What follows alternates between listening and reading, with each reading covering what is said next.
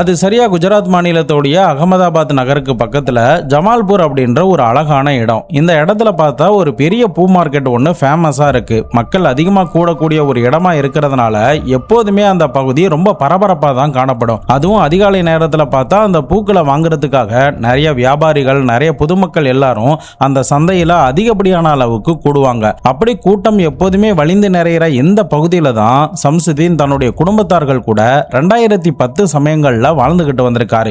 இவர் அந்த வீட்டில் பார்த்தா அவருடைய அண்ணன், அவருடைய மனைவி, அவங்களுடைய அண்ணி பிளஸ் அண்ணனுடைய பிள்ளைகள், இவருடைய பிள்ளைகள் அப்படின்னு சொல்லிட்டு ஒரு பெரிய கூட்டு குடும்பமாக தான் இவங்க அந்த வீட்டில் வாழ்ந்துகிட்டு வராங்க. எந்த பிரச்சனையும் இல்லாம ஆரம்பத்தில் இவங்களுடைய லைஃப் நல்லா தான் போகுது. குறிப்பா இந்த சம்சுதீனை பத்தி சொல்லணும்னா ஆரம்பத்தில் டாக்ஸி டிரைவரா இருந்திருக்காரு. அதுக்கப்புறம் கன்ஸ்ட்ரக்ஷன் ஃபீல்டுக்குள்ள வந்ததுக்கு பிறகு சின்ன சின்ன பில்டிங், முக்கியமா அந்த ஊரில் ஏதாவது பாத்ரூம் கட்டி கொடுக்கறது, சில சின்ன வீடுகள் கட்டி கொடுக்கறது அப்படின்னு சின்ன சின்ன கான்ட்ராக்டா எடுத்து தன்னுடைய பிசினஸை அடுத்த லெவலுக்கு டெவலப் பண்றதுக்கு முயற்சி பண்ணியிருக்காரு. பட் என்னதான் இவர் கடுமையா அந்த இடத்துல உழைச்சிருந்தாலும் அவருக்கான பலன் கிடைக்கவே இல்லதான். நாளாக அவர்கிட்ட எந்த ஒரு வேலையும் வராம போனதுனால மறுபடியுமே இவர் டாக்ஸி டிரைவரா மாறி தன்னுடைய குடும்பத்தை காப்பாற்றவும் செய்யறாரு. இப்படி இவருடைய லைஃப் நல்லா போய்கிட்டு இருந்த நேரத்துல தான் அவருடைய அந்த அழகான வீட்டுல சில அமானுஷ்யமான விஷயங்கள் எல்லாமே நடக்க ஆரம்பிக்க போகுது.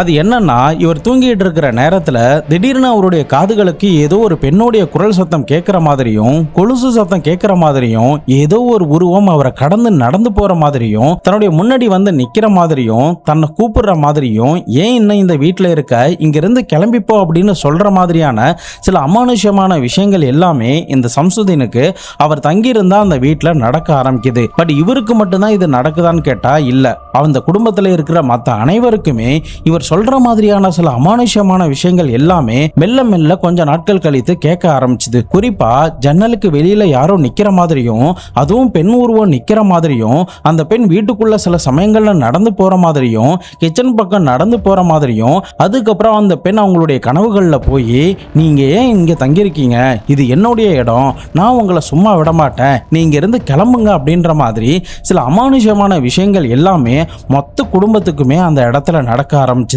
பட் இது எல்லாமே இந்த குடும்பத்துக்கு மட்டும்தான் நடந்துச்சான்னு கேட்டா அதுதான் இல்ல. இப்படி தொடர்ந்து பல நாட்கள் சம்சுதீனுடைய வீட்டில் இந்த மாதிரியான அமானுஷ்யமான விஷயங்கள்லாம் நடந்துகிட்டே இருக்கு. அதே நேரம் அவர் தங்கியிருக்கிற அந்த இடத்துல இருந்து ஒரு 7-8 கிலோமீட்டர் தாண்டி குதீப் நகர் அப்படின்ற ஒரு இடத்துல சாலியா பீபி அப்படின்ற ஒரு பெண்மணி தன்னுடைய மகள், மருமகன் பிளஸ் தன்னுடைய சகோதரர்கள் கூட ஒரு சின்ன வீட்டில் வாழ்ந்துகிட்டு வராங்க. அவங்களுடைய அந்த வீட்டை பத்தி சொல்லணும்னா ஒரு சாதாரணமான ஒரு சிமெண்ட் சீட்டு போட்ட ஒரு சின்ன வீடு. அந்த வீட்டில் தான் அவ்வளோ பேர் அட்ஜஸ்ட் பண்ணி வாழ்ந்துகிட்டு வராங்க. இவங்களுக்குமே ஒரு 18 வருடங்களா சில அமானுஷ்யமான விஷயங்களும் சில அமானுஷ்யமான குரல்களும் கேட்க ஆரம்பிச்சது. குறிப்பா ஒரு பொண்ணுடைய கதறல் சத்தமும், நீங்க ஏன் இன்னும் இங்க இருக்கீங்க, நீங்களும் இந்த வீட்டை காலி பண்ணி போங்க, நீங்க இதுக்கு மேல இன்னும் இங்க இருந்தீங்கன்னா நான் உங்க எல்லாரையும் சும்மா விட மாட்டேன், எல்லாரையும் கொலை பண்ணுவேன் அப்படின்ற மாதிரி மிரட்ட ஆரம்பிச்சிருக்கு. பட் அந்த ஆத்மாவுடைய கொடூரமும் பயமும் தாங்க முடியாததுனால இந்த சாலியா பீபியோடைய குடும்பத்துக்கு என்ன பண்றதுன்னே தெரியல. இரவுல வீட்டை விட்டு வெளியில வரதுக்கே, ஏன் அந்த ரூமை விட்டு வெளியில வரதுக்கே அந்த குடும்பம் பயந்ததுன்னா பாத்துக்கோங்களேன். அப்படிப்பட்ட அமானுஷ்யமான விஷயங்கள் எல்லாமே அவங்களுடைய காதுகளுக்கும் அவங்களுடைய கண்களுக்கும் தென்பட ஆரம்பிச்சது. பட் இந்த ஆத்மா சொல்ற மாதிரியே அவங்க வீட்டில் இருக்கிற ஒவ்வொருத்தருடைய உடல்நிலையும் கொஞ்சம் மோசமாகிக்கிட்டே போக ஆரம்பிச்சது. நிறைய மருத்துவ செலவுகளை வைக்கிறது, உயிர் போற நிலைமைக்கு கொண்டு போய் அதுக்கப்புறம் மீண்டு வரது அப்படின்னு சில சங்கடமான விஷயங்கள் எல்லாமே சலியா பீபியோடைய வீட்டில் நடக்க ஆரம்பிச்சதும், இதுக்கு மேல நம்ம இங்க இருக்க வேண்டாம், நம்ம இங்க இருந்து கிளம்பி வேற ஊருக்கு போயிடலாம் அப்படின்னு சொல்லிட்டு பட்டாவா போலீஸ் ஸ்டேஷன் லிமிட்ல வரக்கூடிய ஒரு குடியிருப்பு பகுதியில் போயிட்டு இந்த குடும்பத்தார்கள் தங்குறாங்க. பட் அங்க போய் தங்கின பிறகும் கூட அவங்களுடைய காதுகளுக்கும் அவங்களுடைய கண்களுக்கும் அந்த மர்ம ஆத்மாவுடைய குரல்களும் உருவமும் தென்பட்டுக்கிட்டே இருந்துச்சு.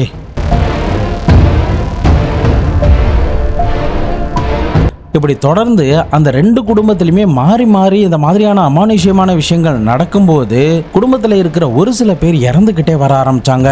முக்கியமா இந்த சம்சுதீன் ஹார்ட் அட்டாக்ல இறந்து போறாரு. இன்னொரு பக்கம் அந்த சலியா பேபி மனம் உடைஞ்சு போய் படுத்த படுக்கையாகி அவங்களுமே அந்த பயத்தினாலேயே இறந்து போயிருந்திருக்காங்க. இந்த ரெண்டு குடும்பத்துக்கும் இந்த அமானுஷ்யமான விஷயங்களுக்கும் ஏதாவது சம்பந்தம் இருக்குமா? உண்மையிலேயே அவங்களுடைய காதுகளுக்கு கேட்ட அந்த மர்ம குரல் யாருடையதா இருக்கும், அந்த உருவம் யாருடையதா இருக்கும்? குஜராத்தில் இருக்கிற வட்டாவா என்ற பகுதியில் 34 வருடங்கள் மூடி கிடந்த ஒரு கொடூரமான ஒரு அமானுஷ்யமான சம்பவத்தை பத்தி தான் இன்னைக்கான வீடியோல நம்ம தெளிவா பார்க்க போறோம். ரீசெண்டா குஜராத் போலீஸ் இந்த கேஸை கிராக் பண்ணியிருக்காங்க. ஸோ பல ட்விஸ்ட் அண்ட் டர்ன்லாம் இருக்கு. வீடியோவை எங்கேயுமே ஸ்கிப் பண்ணாம தொடர்ந்து பார்த்துக்கிட்டு வாங்க. நான் உங்கள் Babu Shankar and welcome to Babu Shankar files.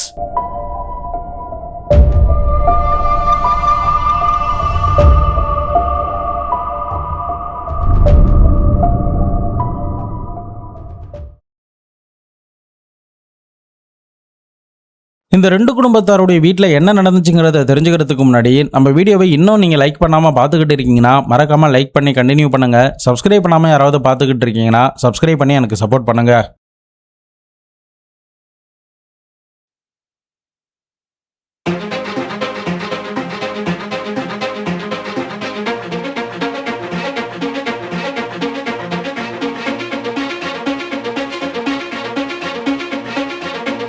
ரெண்டாயிரத்தி 12 அந்த சலியா பீபிங்கிறவங்க மர்மமான முறையில் இறந்து போயிடுறாங்க. அதுக்கப்புறம் அவங்களுடைய குடும்பத்தில் இன்னும் பயம் அதிகரிச்சுக்கிட்டே தான் போனது. முக்கியமா சலியா பீபியோடைய மருமகனான சாதிக்கு தான் இந்த குரல் அடிக்கடி கேட்கவே ஆரம்பிச்சது. அவர் பயத்தோட உச்சிக்கே போய் வீட்டை விட்டு வெளியில வரத்துக்கு பயந்து போய் கிடந்தாரு. இன்னொரு பக்கம் 2015 சம்சுதீனும் இறந்து போயிட்டதுனால அந்த குடும்பமும் மொத்தமா பயத்துக்கு உள்ளாகி தன்னுடைய தம்பிக்கு நடந்த மாதிரி தனக்கும் நடந்தணுமோ அப்படின்னு சொல்லிட்டு சம்சுதீனுடைய அண்ணனான இக்பால் அப்படின்றவர் இன்னமும் நம்முடைய வீட்டில் சில அமானுஷமான விஷயங்கள்லாம் நடந்துகிட்டு தானே இருக்கு, நாம இதுக்கு ஏதாவது பரிகாரம் பண்ணலாமா, எதனால இந்த மாதிரியான விஷயங்கள் நடக்குது, எதுக்காக இந்த பெண்ணுடைய குரல் வந்து கேட்குது, யார் இந்த பொண்ணு, இவளை எப்படி இங்க இருந்து விரட்டலாம் அப்படின்ற மாதிரி யோசிச்சு தனக்கு தெரிஞ்ச நண்பர்கள் மூலமா பேய் விரட்டக்கூடிய ஆட்களையும் மந்திரவாதிகளையும் பில்லி சூனியம் செய்யக்கூடிய சில மாந்திரிகவாதிகளையும் பார்த்து தங்களுடைய வீட்டில் நடக்கிற விஷயத்த சொல்லி சில பூஜைகள் பண்ண சொல்லியும் அந்த பேயை வீட்டை விட்டு விரட்ட சொல்லியும் நிறைய மாந்திரிகவாதிகளை இவர் போய் பார்க்கிறாரு. அந்த மாந்திரிகவாதிகளும் அந்த வீட்டுக்கு வந்த உடனே சில பூஜைகள் சில பரிகாரங்கள் எல்லாமே பண்ண ஆரம்பிச்சாங்க. முக்கியமா அந்த வீட்டுல சேவிங்ஸ்ல இருந்த எல்லா பணமும் அந்த பூஜைக்காகவும் அந்த பேயை விரட்டணுங்கிறதுக்காகவும் செலவுகள் பண்ணிக்கிட்டே வராங்க. பட் ஒரு கட்டத்துல அவங்க என்னதான் அந்த மாதிரியான செலவுகள்லாம் பண்ணாலுமே அவங்களுக்கு அந்த பெண்ணுடைய குரலும் அந்த பெண்ணுடைய உருவமும் கண்ணு முன்னாடியும் காதலியும் கேட்டுக்கிட்டே தான் இருந்துச்சு. இந்த நேரத்துல தான் சம்சுதீனுடைய அண்ணனான இக்பால் வேற ஒரு மந்திரவாதியை போய் பார்க்கறாரு. அப்போ அந்த மந்திரவாதி, நீங்க இதுக்கு முன்னாடி ஏதாவது பெண்களுக்கு துரோகம் பண்ணிருக்கீங்களா, அவங்களுடைய ஆத்மா ஏதாவது சாந்தி அடையாம இருக்கா, அவங்கெல்லாம் யாராரு அப்படின்ற மாதிரி கேட்டு அவங்களுடைய லைஃப்ல இதுக்கு முன்னாடி என்னென்ன நடந்துச்சோ அது எல்லாத்தையுமே கேட்டு தெரிந்து கொள்ளவும் செய்யறாங்க. அதுக்கப்புறம் இன்னொரு ஃபேமிலியான அந்த சலியா பீபியோடைய ஃபேமிலியை பார்த்து அவங்க ஏற்கனவே தங்கியிருந்த ஒரு 18 வருஷமா அவங்க தங்கியிருந்த அந்த சிமெண்ட் வீட்டுல இருந்து ஒரு அமானுஷமான குரல்லாம் கேட்டுச்சுல, அந்த வீட்டுக்கு போகலான்னு அந்த பூசாரி முடிவு பண்ணி இந்த இக்பாலுடைய குடும்பத்தையும் இந்த சலியா பீபி வீட்டில் இருக்கிற மொத்த குடும்பத்தையும் அழைச்சிக்கிட்டு அங்க போய் சில மாந்திரிக விஷயங்கள் எல்லாமே பண்ண ஆரம்பிச்சாங்க. பட் இந்த வீட்டில் அதை பண்ணாலும் கூட அந்த ரெண்டு குடும்பத்துக்கும் அந்த அமானுஷ்யமான விஷயங்கள் எல்லாமே தொடர்ந்து நடந்துகிட்டே தான் இருக்கு.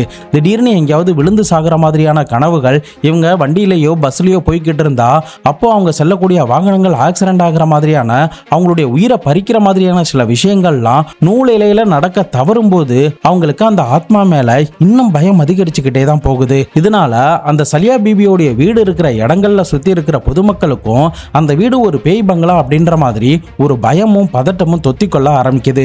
இதனால அக்கம் பக்கத்துல இருந்த எல்லாரும் அந்த வீட்டை பார்க்க ஒரு பயத்துக்குள்ள போக ஆரம்பிச்சாங்க. குறிப்பா அந்த வீடும் ஒரு 10 வருஷமா பூட்டி இருக்கிறதுனால 2025-26 சமயங்கள்ல அந்த வீட்டை கடந்து போகிறதுக்கு கூட அந்த தெருவுல இருக்கிற மக்கள் எல்லாரும் பயப்பட்டாங்கன்னா பாத்துக்கோங்களேன். இப்படி இந்த அளவுக்கு சலியா பீபியோடைய வீடான அந்த சிமெண்ட் சீட்டு வீட்டை பத்தி இப்படிலாம் மக்கள் பேசிக்கிறாங்க அப்படிங்கிறது போலீஸ் டிபார்ட்மெண்ட்டுக்கு சில இன்ஃபர்மேஷன்லாம் கொடுக்கக்கூடிய சில இன்ஃபார்மர் இதை பத்தி கிரைம் பிரான்ச்ல இருக்கிற ஒரு சில ஆபீசருக்கு தெரிவிச்சிருக்காங்க. இப்போ அதுல இருக்கிற one of the police officer என்ன நினைக்கிறாருன்னா, எதுக்காக இந்த வீட்டை ஒரு பேய் பங்களா மாதிரி கதை கட்டணும், ஒருவேளை இதுல ஏதாவது கிரைம் நடந்திருக்குமா, உள்குத்து இருக்குமா, அதை மறைக்கிறதுக்காக இவங்க இந்த மாதிரி பண்ணிருப்பாங்களா, உண்மையிலே இதுல என்ன நடந்துச்சு அப்படின்ற மாதிரி விசாரணை பண்றதுக்காக மஃப்டில ஒரு நாள் அந்த இடத்துக்கு போறாரு. அப்போ அங்க இருக்கிற பொதுமக்கள் கிட்ட எதனால இந்த வீட்டை வந்து பேய் வீடுன்னு சொல்றாங்க, அப்படி இந்த வீட்டுல என்னதான் நடந்துச்சு அப்படின்னு சொல்லி கேட்கும்போது, சார் அதெல்லாம் எங்களுக்கு தெரியாது சார், கொஞ்ச நாட்களுக்கு முன்னாடி இந்த வீட்டுல தங்கியிருந்தவங்களும் இந்த இக்பாலோடைய குடும்பத்தார்களும் இங்க வந்து நிறைய பூஜைகள்லாம் பண்ணாங்க, ஏதோ உங்களுடைய கனவுல பேயெல்லாம் வர மாதிரியும் அவங்களுக்கு ஏதோ அமானுஷ்யமான விஷயங்கள்லாம் நடக்கிற மாதிரி இருந்ததாகவும் இரவு நேரத்துல அவங்க தலைமாட்டுல ஒரு உருவம் வந்து நிக்கிற மாதிரியான கனவுகள்லாம் வர மாதிரியும் எங்க கிட்ட சொன்னாங்க, அதுக்காக தான் இந்த பூஜையை பண்றோம் அப்படின்ற மாதிரி சொன்னாங்க. இதனால எங்களுக்குமே பயமா இருந்துச்சு, நாங்க அந்த தெரு வழியா கூட போக மாட்டோம், நாங்க பக்கத்து தெருவை சுத்தி தான் நாங்க வேற ஒரு இடத்துக்கே போவோம் அப்படின்ற மாதிரியும் சொல்றாங்க. இப்போ போலீஸ் அதிகாரிகளுக்கு சம்திங் இந்த வீட்டுல ஏதோ ஒண்ணு நடந்திருக்கு, இந்த ரெண்டு குடும்பத்தை விசாரணை பண்ணாதான் நமக்கு சில டீட்டெயில்ஸ்லாம் கிடைக்கும், கண்டிப்பா பேய் இருக்கிறதுக்கெல்லாம் சான்ஸ் கிடையாது, நம்ம என்னன்னு கண்டுபிடிப்போம் அப்படின்னு சொல்லிட்டு தன்னுடைய ஹையர் ஆபீசர் கிட்ட போயிட்டு இந்த விஷயங்கள் எல்லாத்தையுமே சொல்லியிருந்திருக்காரு.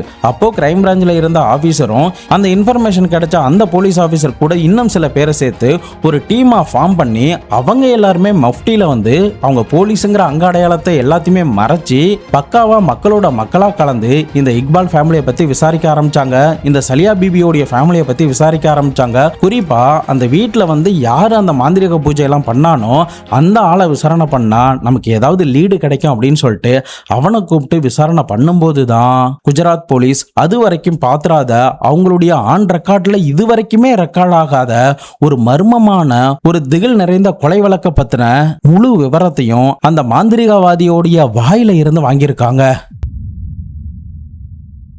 அவன் சொன்ன அந்த ஸ்டேட்மெண்ட் மொத்த குஜராத் போலீஸுமே உழுக்குனுச்சுன்னு சொல்லலாம். இப்படி ஒரு சம்பவம் நடந்ததே 34 வருஷம் வரைக்கும் குஜராத் போலீஸுக்கு எப்படி தெரியாம போச்சு, ஏன் யாருமே ரிப்போர்ட் பண்ணல அப்படின்ற ஒரு பெரிய ஆச்சரியம் தான் அந்த மாந்திரிகவாதி சொன்ன ஸ்டேட்மெண்ட்லயே இருந்துச்சு. இமிடியேட்டா போலீஸ் அதிகாரிகள் இந்த இக்பாலோடைய குடும்பத்தில் இருக்கிற மொத்த பேரையும் கண்காணிக்க ஆரம்பிச்சாங்க. இன்னொரு பக்கம் சலியா பிபியோடைய குடும்பத்தில் இருக்கிற அந்த சலியா பிபியோடைய மருமகன் மற்றும் மகள்கள் எல்லாருமே விசாரணை பண்ண ஆரம்பிக்கிறாங்க.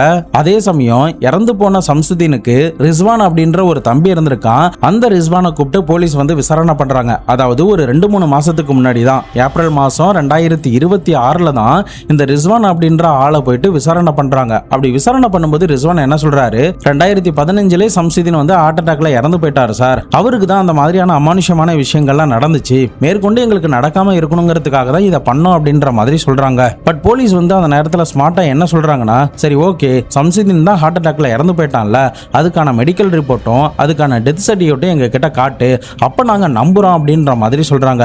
பட் அதுக்கு இந்த ரிஸ்வான் கிட்ட இருந்து எந்தவித பதிலுமே இல்ல.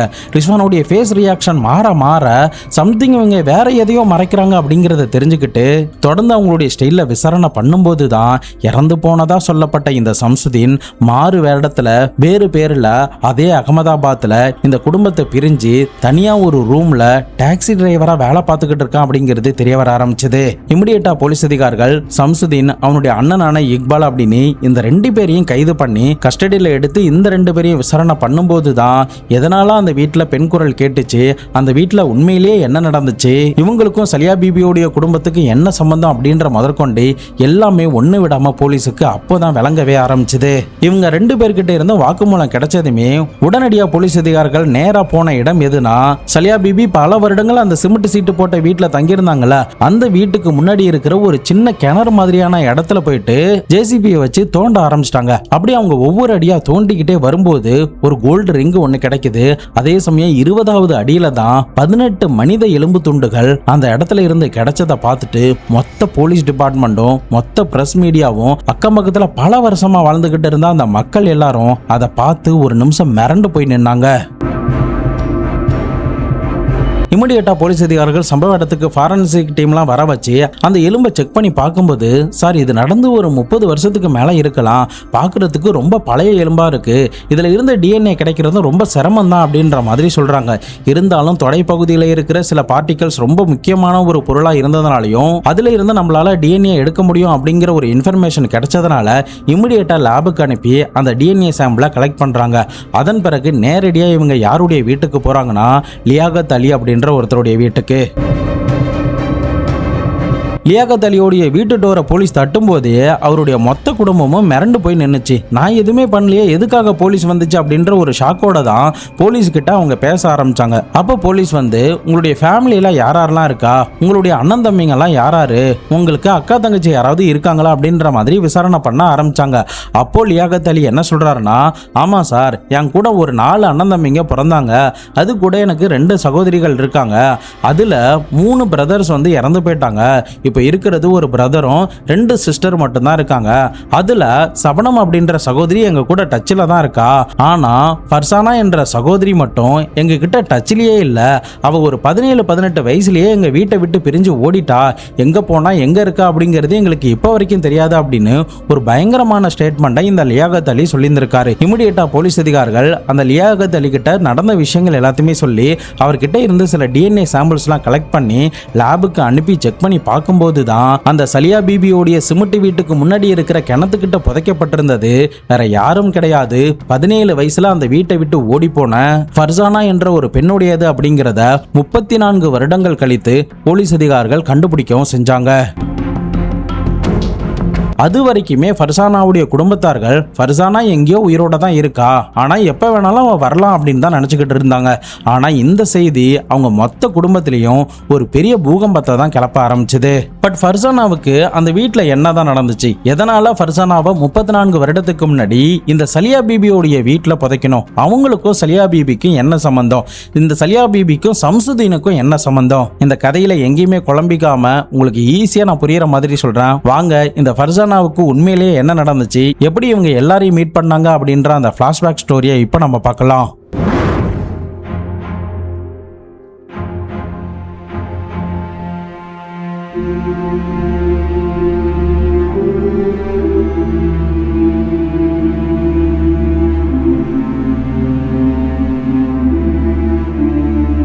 ஆயிரத்தி 1988 குஜராத் மாநிலத்துடைய அகமதாபாத்தில் இருக்கிற ஒரு நகரில் தான் இந்த ஃபர்சானாவுடைய குடும்பத்தார்கள் வாழ்ந்துகிட்டு வந்திருக்காங்க. இந்த ஃபர்சானாவுக்கு 17 வயது இருக்கிற நேரத்தில் சூரத்தை சேர்ந்த ஒரு நபரை திருமணம் பண்ணி வச்சிருக்காங்க.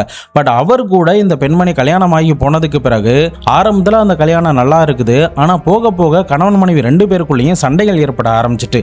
அதுக்கான காரணம் யாருன்னா இந்த ஃபர்சானா தான். ஏன்னா இந்த ஃபர்சானா கொஞ்சம் ஓப்பன் மைண்டடுங்கிறதுனாலையும் எல்லா ஆண்கள் கிட்டையும் சகஜமாக பேசக்கூடிய ஒரு ஆளுங்கிறதுனாலையும் இந்த ஃபர்சானாவுடைய கணவர் இந்த ஃபர்சானாவை சந்தேகப்பட ஆரம்பிச்சிட்டாரு. குறிப்பா இந்த பொண்ணுமே பல ஆண்கள் கூட நெருங்கின தொடர்புல இருக்கிறது, கணவருக்கு தெரியாம எங்கேயாவது போய் அந்த ஆண்கள் கூட தங்குறது அப்படின்னு இந்த மாதிரியான வேலைகள் பார்க்கும்போது 2 பேருக்கும் சண்டைகள் ஏற்பட ஆரம்பிச்சு ஒரு கட்டத்துல 2 பேருமே பிரிஞ்சு தனித்தனியா வாழ ஆரம்பிச்சிட்டாங்க. இந்த ஃபர்சானாவும் வேற வழி இல்லாம தன்னுடைய அம்மா கூட வாழ ஆரம்பிச்சிட்டாங்க. இப்போ தன்னுடைய அம்மா கூட வந்ததுக்கு பிறகு சின்ன சின்ன வேலைகளை இந்த ஃபர்சானா பார்க்க ஆரம்பிச்சாங்க. பட் நாட்கள் நகர நகர அவங்க பழைய மாதிரியே பல ஆண்கள் கிட்ட பேசுறது, அவங்க கூட தொடர்புல இருக்கிறது, தன்னுடைய தேவைக்காகவும் தன்னுடைய பண தேவைக்காக சில தவறான விஷயங்களை ஈடுபடுறதையும் வாடிக்கையா வச்சுக்கிட்டு இருந்தாங்க. இதை தெரிஞ்சுக்கிட்ட ஃபர்சானாவுடைய அம்மாவும் தன்னுடைய மகளை கண்டிக்கிறாங்க. இதனால இந்த முன்கோபக்காரியான ஃபர்சானா தன்னுடைய அம்மாவை எதிர்த்துட்டு, நான் இனிமே உங்க வீட்டுக்கு வரமாட்டேன், என்ன இனிமே தேடாதீங்க அப்படின்னு சொல்லி நேரடியா இவங்க குஜராத்ல இருந்து பாம்பேக்கு கிளம்பி போயிருக்காங்க. அங்க போயிட்டு பாலிவுட்ல ஏதாவது நம்ம சான்ஸ் தேடலாம், நாம சினி இண்டஸ்ட்ரியில ஏதாவது ஒரு ஆக்ட்ரஸா வரலாம் அப்படின்னு நினைச்சு போயிருக்காங்க. பட் அங்க அவங்களுக்கு எதுவுமே ஒர்க் அவுட் ஆகாததுனால, பண தேவையும் ஏற்பட்டதுனால இவங்க பழைய பல ஆண்களை பார்க்கறது, அவங்க கூட போறது அப்படின்னு மறுபடியுமே அந்த தவறான தொழிலில் ஈடுபட ஆரம்பிச்சாங்க. ஸோ இந்த நேரத்தில் தான் பாம்பேயில் டாக்ஸி டிரைவராக வேலை பார்த்துக்கிட்டு இருந்த சம்சுதீனுடைய அறிமுகம் இந்த பொண்ணுக்கு கிடைக்க ஆரம்பிச்சது. இப்போ சம்சுதீன் என்ன பண்ணியிருக்காரு, அந்த பொண்ணை பார்த்ததுமே பயங்கரமா அழகா இருக்கான்னு சொல்லிட்டு அந்த பொண்ணு கூட இவர் பழக ஆரம்பிச்சிட்டாரு. அதே சமயம் அவருக்கும் குஜராத் மாநிலத்தில் இருக்கிற அகமதாபாத் தான், ஆனா வெளியூருக்கு வந்து தங்கியிருக்கிறதுனாலையும் இந்த பொண்ணும் தன்னுடைய சொந்த மாநிலங்கிறதுனாலையும் 2 பேருக்குள்ளேயும் ஒரு நல்ல அண்டர்ஸ்டாண்டிங் ஏற்பட ஆரம்பிச்சு நல்லா நெருங்கி பழகவும் செய்யறாங்க. ஒரு கட்டத்தில் கல்யாணமே பண்ணிக்காமல் லிவிங் டுகெதர்லயும் இருக்காங்க. பட் நாட்கள் நகர நகர அங்க இருக்கிற பள்ளியில போயிட்டு இந்த 2 பேரும் திருமணம் பண்ணிக்கிறாங்க. அதுக்கப்புறம் தங்களுடைய லைஃபை கண்டினியூ பண்ண ஆரம்பிச்சாங்க. பட் ஒரு கட்டத்தில் இவனுக்கு ஏற்கனவே திருமணமாகி குழந்தைகள்லாம் இருக்காங்க அப்படின்ற ஒரு விஷயம் இந்த ஃபர்சானாவுக்கு தெரிய வர ஆரம்பிச்சது. பட் அதையுமே சமாளிச்சுட்டு இந்த சம்சுதீன் நல்லா தான் அந்த ஃபர்சானா கூட வாழ ஆரம்பிச்சான். பட் நாட்கள் நகர நகர இந்த ஃபர்சானா பழைய மாதிரி பல ஆண்களை பார்க்கறது, அவங்க கூட தொடர்புல இருக்கிறது போன்ற விஷயங்கள் பண்ண ஆரம்பிக்கும் போது இந்த சம்சுதீனுக்கு பயங்கரமான ஒரு ஆத்திரம் இந்த ஃபர்சானா மேல எழ ஆரம்பிச்சது. இதனால எனக்கு ஒன்னு பிடிக்கல, நம்ம 2 பேரும் பிரிஞ்சிடலாம் அப்படின்னு சொல்லிட்டு 1992 இவர் பாம்பேல இருந்து தன்னுடைய சொந்த ஊரான ஊரான அகமதாபாத்ல உள்ள ஜமால்பூருக்கு போயிருந்திருக்காரு. அங்க இவர் போனதுக்கு பிறகு இன்னொரு பக்கம் இந்த ஃபர்சானாவும் எப்படி அவனை கண்டுபிடிக்கிறது அப்படின்னு சொல்லிட்டு பல நாட்கள் கஷ்டப்பட்டு சம்சுதீன் வீட்டோடைய லேண்ட்லைன் நம்பரை கண்டுபிடிச்சிருக்காங்க. அந்த நேரத்துல சம்சுதீன் கிட்ட பேசும்போது என்ன சொல்லியிருக்கானா, உனக்கு என் கூட கல்யாணமானது உன்னுடைய மொத பொண்டாட்டிக்கும் உன்னுடைய குடும்பத்துக்கும் தெரியாது. உன்னுடைய குடும்பத்துக்கு இது எதுவுமே தெரியாம இருக்கணும்னா நீ எப்படி உன்னுடைய மொத பொண்டாட்டிக்கு நகை பணம் எல்லாம் வாங்கி கொடுக்குறியோ அதே மாதிரி எனக்கும் வாங்கி கொடு, எனக்கும் சொத்துல பாதி கொடு, நானும் உன்னுடைய மனைவி தானே, நீ கொடுக்கலன்னா நான் எல்லாத்தையும் எல்லார்கிட்டையும் சொல்லிடுவேன் அப்படின்ற மாதிரி மிரட்ட ஆரம்பிச்சிட்டா. இதனால என்ன பண்றதுன்னு தெரியாம இந்த சம்சுதீன் ரொம்ப பித்து பிடிச்சு போய் இருந்தான். மறுபடியுமே ஒரு நாள் கால் பண்ணி, நீ இருக்கிற இடத்த நான் கண்டுபிடிச்சிட்டேன், குஜராத்துக்கு நான் சரியா ஆகஸ்ட் மாசம் 1992 வருவேன், அந்த நேரத்துல நீ எனக்கு எல்லாத்தையுமே செட்டில் பண்ணும் அப்படின்னு சொல்லி இருந்திருக்கா. அதன் அடிப்படையில இவளுமே ட்ரெயின் ஏறி குஜராத்துக்கு போறா. அப்போ இந்த சம்சுதீன் என்ன பண்றதுன்னு தெரியாம தன்னுடைய நீண்ட கால நண்பனான அப்துல்லா என்ற ஒரு ஆளை பார்த்து நடந்த விஷயங்கள் எல்லாத்தையுமே சொல்லியிருக்கான். அப்போ அந்த அப்துல்லா கிட்ட இந்த சம்சுதீன் என்ன சொல்றானா, அவ உயிரோட இருந்தா கண்டிப்பா எனக்கு மேலும் மேலும் பிரச்சனை தான், எப்படியும் தன்னுடைய ஃபேமிலி கிட்ட இதெல்லாம் சொல்லி என்ன ரொம்ப அசிங்கப்படுத்திடுவா, அது எனக்கு ரொம்ப பெரிய அவமானமா போயிடும், அதுவும் இல்லாம இந்த ஃபர்சானா கூட என்னால சேர்ந்துலாம் வாழ முடியாது, அவர் ரொம்பவே ராட்சசி, யார் பேச்சையும் கேட்க மாட்டா, சரியான முன்கோபக்காரி, இதை தவிர எல்லா ஆண்கள்கிட்டையும் நல்லா பழகுவா, அதனால எனக்கு சுத்தமா அவளை பிடிக்கல, அவளை இந்த உலகத்துல இருந்து நீக்கிறத தவிர எனக்கு வேற வழியே தெரியல, என்னை இதுல இருந்து மட்டும் காப்பாத்தி விடு அப்படின்னு இந்த சம்சுதீன் தன்னுடைய நண்பனான அப்துல் கிட்ட சொல்லியிருந்திருக்கா. அப்போ இந்த அப்துல் என்ன பண்றாருன்னா, தனக்கு தெரிந்த பெண் உறவினரான சலியா பீபி கிட்ட போயிட்டு கான்டாக்ட் பண்றாரு. சலியா பீபிக்கு இவர் நிறைய பைனான்சியலா உதவி பண்ணியிருக்கிறதுனால, சலியா பீபியை நன்றி கடன் பட்டிருக்கிறதுனால இவர் என்ன சொன்னாலும் கேட்கறதுக்கு தயாராக இருக்கக்கூடிய ஒரு மனநிலையில தான் அவங்களும் இருந்தாங்க. ஸோ அதனால எனக்கு தெரிஞ்ச ஒரு பெண்மணி ஒரு நாள் வரப்போறாங்க, அவங்கள உங்களுடைய வீட்டில் மட்டும் ஸ்டே பண்ண வச்சுக்கோங்க, மிச்சத்தை நான் அப்புறமா சொல்றேன் அப்படின்ற மாதிரி சொல்லியிருந்திருக்கான். ஸோ அதன் அடிப்படையில் இந்த ஃபர்சானா குஜராத்துக்கு வந்தப்போ இந்த சம்சுதீன் தான் போயிட்டு ரயில்வே ஸ்டேஷன்ல பிக்கப் பண்ணிட்டு வரான்.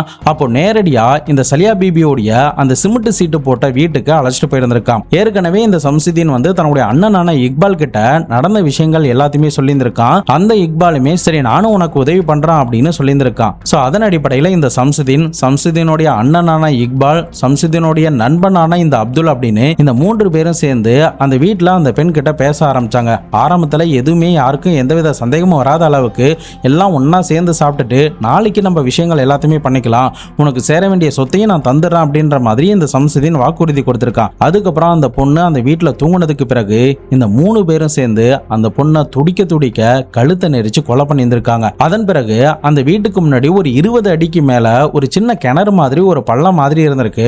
அதுக்குள்ள அந்த பொண்ணுடைய சடலத்தை போட்டு அந்த மொத்த பள்ளத்தையுமே இவங்க மண்ணை கொட்டி நிரப்பி இருந்திருக்காங்க. அதே சமயம் இந்த சம்சுதீனுக்கு கொத்தனார் வேலையெல்லாம் தெரியுங்கிறதுனால சிமெண்ட் மணல் ஜல்லி எல்லாத்தையுமே வாங்கிட்டு வந்து அந்த இடத்துல ஒரு பிளாட்ஃபார்மே போட்டு முடிச்சிட்டான். பட் இந்த சம்பவங்கள் எல்லாமே நடக்கிற நேரத்துல சலியா பேபியோடைய குடும்பம் வேற ஒரு இடத்துல இருந்திருக்கு.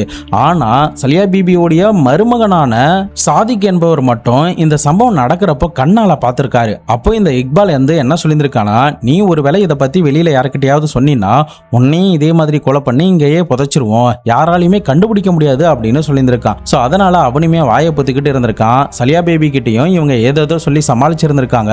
அதுக்கப்புறம் தான் இந்த வீட்டில் சில அமானுஷமான விஷயங்கள் எல்லாமே நடக்க ஆரம்பிச்சுது. இதுல இன்னொரு முக்கியமான ஒரு விஷயம் என்னன்னா, இந்த ஃபர்சானாவும் வேற ஒரு ஊர்ல இருந்து ஓடி போயிட்டதுனாலையும் அவங்க குடும்பத்தார்களும் பல நாட்கள் கிட்ட தேடாததுனாலையும் யாருமே இவங்களை பத்தின எந்தவித மிஸ்ஸிங் கம்ப்ளைண்டும் கொடுக்கவே இல்லை. இது எல்லாமே சம்சுதீனுக்கு சாதகமா அமைய ஆரம்பிச்சது. அதனால போலீஸ் கிட்ட மாட்டாம பல வருஷங்கள் ரொம்ப ஃப்ரீடமா தான் சுத்திக்கிட்டு இருந்தா. பட் நாட்கள் நகர நகர அந்த வீட்டில் சில அமானுஷமான விஷயங்கள் நடக்க ஆரம்பிக்கும் போது இந்த சம்சுதீனுடைய அண்ணன் இருக்கான் பாருங்க இக்பால், இவன் என்ன பண்ணியிருக்கான், இதை நிப்பாட்டணுங்கிறதுக்காக சில மாந்திரிகவாதிகளையும் பில்லி சூனியம் பண்ற ஆட்களையும் பேய் விரட்டக்கூடிய ஆட்களையும் போய் பார்த்திருக்கான். அவங்க கிட்ட ஒன்னா இந்த மாதிரி எங்களுக்கு கேட்குதுன்னு சொல்ல எப்படியும் போலீஸ் இதை தெரிஞ்சுக்கிட்டு வரதுக்கு சான்ஸ் இருக்கு, இவன் இதை பண்றான், இதை பண்ணாதன்னு சொன்னாலும் கேட்க மாட்டானே அப்படின்ற ஒரு ஆத்திரம் இந்த சம்சுதீனுக்கு எழ ஆரம்பிச்சிட்டு. இந்த நேரத்துல தான் இந்த அப்துல்லும் சலியா பீபியும் உடல்நிலை சரியில்லாம ஒரு பக்கம் இறந்து போயிடுறாங்க.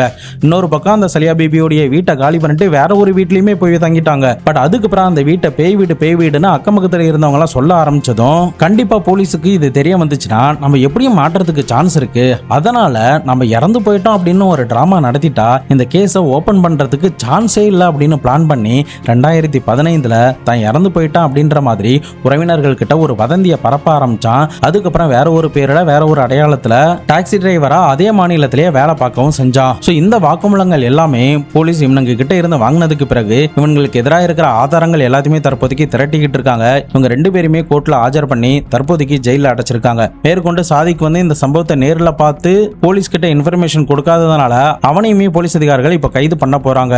பட் என்ன நடக்க போகுது, மேற்கொண்டு இவங்களுக்கு என்ன தண்டனை வரப்போகுது அப்படிங்கிறது எல்லாமே எதிர்காலத்துல தான் நமக்கு தெரிய வரும். யோசிச்சு பாருங்க, இந்த ஃபர்சானாங்கிற ஒரு பெண்மணி கொலை செய்யப்பட்டு புதைக்கப்பட்டிருக்காங்க அப்படின்ற விஷயம் 34 வருஷம் வரைக்கும் போலீஸுக்கு சுத்தமா தெரியவே இல்லை. பட் இதுல என்ன ஒரு ஆச்சரியம்னா, கொலை செஞ்சவன் எவ்வளவு ஜாலியா உலாவிக்கிட்டு இருந்திருப்பான். நாம இந்த கொலையை பர்ஃபெக்டா பண்ணிட்டோம், இதுக்கப்புறம் நம்ம மாட்டவே மாட்டோம் அப்படின்னு நினைச்சிருப்பான். ஆனா 34 வருஷம் கழிச்சு தன்னுடைய வயதான காலத்துல, அதாவது இவனுங்களை இப்ப பிடிச்ச நேரத்துல ஒரு 60-65 வயசு தான் ஆகுது, இந்த நேரத்துல நம்ம போலீஸ்ல மாட்டி ஜெயில கம்பியணுவோம் அப்படிங்கறத யோசிச்சு கூட பார்த்திருக்க மாட்டானுங்க. இந்த இக்பால் மற்றும் சம்சுதனுடைய சில பிள்ளைகளுக்கு கல்யாணம் கூட ஆயிட்டு தன்னுடைய அப்பாவா இதை பண்ணது அப்படின்ற ஒரு ஆச்சரியம் தான் இந்த 2 பேர் மேலுமே இப்போதைக்கு எழுந்திருக்கு. மெயினா இந்த கேஸ்ல பார்த்தா இவங்களுக்கு அமானுஷ்யம், இந்த பேய் வந்தது எல்லாமே போய் தான். ஃபர்சானாவுடைய பேயோ ஆத்மாவோ அவங்களுடைய ஆவியோ இந்த குடும்பத்தை யாரையுமே சுத்தவே இல்லை. மேற்கொண்டு அவங்களுக்கு இந்த குடும்பத்துல என்ன நடந்திருக்குன்னா, இவனுங்க இந்த கொலையை பண்ணிட்டதுனால அதோடைய கில்ட் அவனுங்களுடைய மனசை போட்டு வாட்டி வதக்கி இருந்திருக்கு. அதை கற்பனை பண்ணி தனக்கு ஏதாவது நடந்துருமோ அப்படின்ற ஒரு பயம் தான், அந்த மூட நம்பிக்கையோடைய பயம் தான் அவங்களுடைய கண்களுக்கு ஒரு இல்லூஷனை கிரியேட் பண்ண ஆரம்பிச்சிருச்சு. அதாவது அந்த உருவம் இருக்கிற மாதிரியும் அந்த உருவம் நடக்கிற மாதிரியும் இந்த ஃபர்சானாவுடைய குரல் கேட்கிற மாதிரியான விஷயங்கள் எல்லாமே இந்த சம்சுதீனுடைய குடும்பத்துல நடக்க ஆரம்பிச்சிட்டு, குறிப்பா இந்த சம்சுதீனும் இக்பாலும் அந்த கொலையை சேர்ந்து பண்ணியிருக்கிறதுனால ஒருத்தனுக்கு கேட்குது அப்படின்னு சொல்ல ஆரம்பிச்சதும் இன்னொருத்தனும் அதை பிடிச்சிக்கிட்டு ஆமா இல்ல அப்படின்னு அவனுமே பயந்து அதை நம்ப ஆரம்பிச்சிட்டான். அதாவது அந்த இல்லூஷனை அவனுமே நம்ப ஆரம்பிச்சு ஃபீல் பண்ண ஆரம்பிச்சிட்டான். பட் உண்மை என்னன்னா, அப்படி எந்தவித சத்தமும் கேட்கல, எந்தவித உருவமும் இவங்களுடைய கண்ணுல தென்படவே இல்லை. பட் இன்னொரு பக்கம் இந்த சம்சுதனுடைய வீட்டில் இருக்கிறவங்களும் அந்த மூட நம்பிக்கையில ரொம்ப ஊறி போயிருந்ததுனாலையும்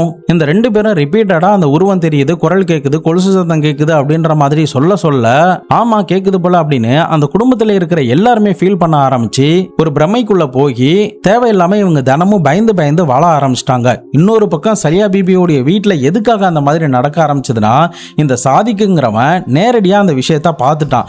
அவன் தன்னுடைய மாமியாரான சலியா பேபி கிட்டையும் சலியா பிபியோடைய மகள் கிட்டையும் இந்த விஷயங்களை இன்டைரக்டா, அதாவது டைரக்டா சொல்லாம இன்டைரக்டா அவன் சொல்ல ஆரம்பிச்சிட்டான். அது எப்படின்னா, அவங்க தங்கி இருக்கிற வீட்டுக்கு பக்கத்திலேயே அந்த பெண்ணுடைய சடலம் புதைக்கப்பட்டிருக்கிறதுனால அந்த பொண்ணு மேல எழுந்து வந்துருவாளோ, அவளுடைய ஆவி மேல வந்திருக்கோ, அவன் நம்மள சும்மா விடமாட்டாளோ அப்படின்ற ஒரு பயம் அவனுடைய மனசுல உறுத்தி அவனுடைய மனசுல ஒரு இல்லூஷனை கிரியேட் பண்ணி அவனுடைய அந்த கற்பனை பக்கத்துல இருக்கிற எல்லாருக்கும் பிரதிபலிச்சு அவங்க எல்லாரையும் அவங்களுடைய மூளை அந்த பேய் அமானுஷ்ய நடமாட்டம் எல்லாத்தையும் நம்ப வச்சுது. சோ இதனால தான் அவங்க 1992 இருந்தே, அதாவது அந்த சம்பவம் நடந்ததுல இருந்தே ஒரு 18-19 வருஷம் கிட்ட அந்த வீட்டில் இந்த மாதிரியான அமானுஷ்யமான விஷயங்களை ஃபீல் பண்ண ஆரம்பிச்சாங்க. சாதாரணமா ஒரு விஷயம் உங்களுக்கு உடம்பு சரியில்லைன்னா கூட இந்த அமானுஷ்யத்தால தான் இது நடக்குது, அந்த பெண்ணுடைய ஆவியால தான் இது நடக்குது அப்படின்னு இந்த சாதிக்குங்கிறவன் தேவையில்லாம அந்த பேதியை கிளப்ப இந்த மொத்த குடும்பமும் அந்த வீட்டை விட்டு காலி பண்ணி போகுது. சோ இதுதான் நடந்துச்சே தவிர உண்மையிலே இந்த ஃபர்சானாவுடைய ஆவியோ அப்படி இல்லைன்னா அவங்களுடைய ஆன்மாவோ இவங்களை டார்ச்சர் பண்ணிச்சான்னு கேட்டா கண்டிப்பா இது கிடையாது. இவங்களுடைய அந்த தேவையில்லாத பயமும் அந்த கற்பனையும் அதனால அவங்களுக்கு ஏற்பட்ட அந்த இல்லூஷன் தான் கடைசியில இந்த கேஸையே சால்வ் பண்ண பெரிய உதவியா இருந்துச்சு. அதாவது அந்த மாந்திரிகவாதிகள் பேய் விரட்டக்கூடிய ஆட்களை போய் பார்த்துட்டு அது பெருசா பூதாகரமா அந்த ஏரியாவில் வெடிக்கும் போது சில போலீஸ் இன்ஃபார்மருக்கு அந்த தகவல் போகுது. அதன் மூலியமா போலீஸ் இந்த கேஸுக்குள்ள 34 வருடங்கள் கழித்து புதஞ்சு கிடந்த அந்த ஃபர்சானாவுடைய எலும்பு துண்டுகளை மீட்டெடுத்தது மட்டும் இல்லாம சுதந்திரமா சுத்திக்கிட்டு இருந்த அந்த 2 குற்றவாளிகளையும் போலீஸ் கைது பண்ணி இன்னைக்கு ஜெயில அடைச்சிருக்காங்க. சோ இந்த கேஸ் நமக்கு என்ன சொல்லுதுன்னா, நீ என்னதான் தப்பு பண்ணிட்டு நல்லா சந்தோஷமா ஜாலியா சுத்திக்கிட்டு இருந்தாலும் நம்ம போலீஸ் கிட்ட மாட்டல, நம்மள யாரும் பிடிக்க மாட்டாங்க, நம்ம இதுல இருந்து தப்பிச்சிட்டோம் அப்படின்னு நினைச்சா இந்த இயற்கையும் கர்மாவும் அதை பார்த்துக்கிட்டு சும்மா இருக்காது. கண்டிப்பா எத்தனை வருஷம் ஆனாலும் அதை உங்களை எங்கேயாவது ஒரு இடத்துல கோத்து விடும். அது உங்க மூலியமாவோ அப்படி இல்லைன்னா வேற ரூபத்திலேயோ எப்படியா இருந்தாலும் உங்களை கோத்து விட்டுடும் அப்படிங்கறது தான் இந்த சம்பவம் நமக்கு எடுத்துரைக்குது. சோ இதுக்கு ஒரே தீர்வு என்னன்னா, இந்த மாதிரியான கொலை சம்பவத்துல ஈடுபடாம இருக்கிறது தான். கொலை என்னைக்குமே ஒரு நிரந்தர தீர்வை கொடுக்கவே கொடுக்காது. ஒரு விஷயத்துக்காக ஒரு கொலையை பண்ணிட்டா அந்த விஷயம் தீந்துரும் நினைச்சா உங்கள மாதிரி முட்டாள் யாருமே கிடையாது. நான் இந்த டயலாக நான் ரிப்பீட்டடா சொல்லியிருப்பேன். பட் இது ஆழமான உண்மை. பட் என்னதான் கொலை பண்ணிட்டு நம்ம ஆத்திரம் தீந்துடும், நம்ம தப்பிச்சலாம் அப்படின்னு நினைச்சா அது திரும்ப திரும்ப ஒரு பதகுழி மாதிரி உங்களை சிக்க வச்சுக்கிட்டே தான் இருக்கும். இதுல போலீஸோடைய எந்த தவறும் கிடையாது. அவங்களுக்கு இன்ஃபர்மேஷன் கிடைச்ச உடனே எவ்வளவு ஃபாஸ்டா அவங்களால முடியுமோ, அதாவது மார்ச் மாசம் 2026 இன்ஃபர்மேஷன் ஏதோ கிடைச்சிருக்கு. அதுக்கப்புறம் ஒரு 2-3 மாசத்திலேயே எவ்வளவு ஃபாஸ்டா ஒர்க் பண்ணிருக்காங்கன்னு பாருங்க. அவங்களுடைய எஃபோர்ட் வந்து இந்த கேஸ்ல அபரிவிதமானது. பட் ஒருவேளை இன்ஃபர்மேஷன் எல்லாமே ஆரம்பத்திலேயே கிடைச்சிருந்தா இந்த கேஸ் அப்பவே சால்வ் பண்ணியிருந்திருக்கலாம். பட் ஃபர்சானாவுடைய குடும்பத்தார்கள் எந்தவித தொடர்பும் இல்லாததுனால, யாருமே கம்ப்ளைண்ட் கொடுக்காததுனால இந்த கேஸ் பல வருடங்கள் கிட்ட மூழ்கி தான் கிடந்திருக்கு. நீங்க இந்த சம்பவத்தை பத்தி என்ன நினைக்கிறீங்க? 34 வருஷம் கழிச்சு இந்த கேஸ் சால்வ் பண்ணப்பட்டதை பத்தி என்ன நினைக்கிறீங்க? குறிப்பா 34 வருஷம் கழிச்சு இப்ப ஜெயில கம்பெனிக்கிட்டு இருக்கிற இந்த 2 பேரை பத்தி என்ன நினைக்கிறீங்கிறத மறக்காம கமெண்ட் பாக்ஸ்ல சொல்லிட்டு போங்க. இதை பத்தி உங்களுடைய நண்பர்களும் தெரிஞ்சுக்கணும்னு நினைச்சீங்கன்னா அவங்களுக்கும் ஷேர் பண்ணிட்டு போங்க. இந்த வீடியோ பிடிச்சிருந்ததுன்னா மறக்காம லைக் பண்ணுங்க. சப்ஸ்கிரைப் பண்ணாம யாராவது பார்த்துக்கிட்டு இருக்கீங்கன்னா சப்ஸ்கிரைப் பண்ணிக்கோங்க. நம்ம இன்ஸ்டாகிராம்ல ஃபாலோ பண்ணாம யாராவது இருந்தீங்கன்னா மறக்காம ஃபாலோ பண்ணிக்கோங்க. லிங்க் டிஸ்கிரிப்ஷன்லையும் பின்னாடி கமெண்ட்லையும் கொடுக்குறேன். நாளை மறுநாள் வேற ஒரு கிரைம் கேஸோட வேற ஒரு வீடியோவில் உங்களை வந்து சந்திக்கிறேன். அது வரைக்கும் உங்களிடமிருந்து விடைபெறுவது உங்கள் பாபு சங்கர்.